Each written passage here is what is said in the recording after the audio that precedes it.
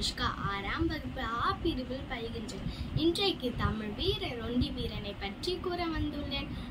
அருந்ததியர் பிரிவை சார்ந்த முதல் விடுதலை போராட்ட வீரர் ஆவார். புலிதேவனின் படையில் பொட்டி பகடை மற்றும் கருப்பன் பகடை போன்றோரும் இவருடன் விடுதலை போராட்டத்திற்கு வித்திட்டவர்கள் ஆவார்.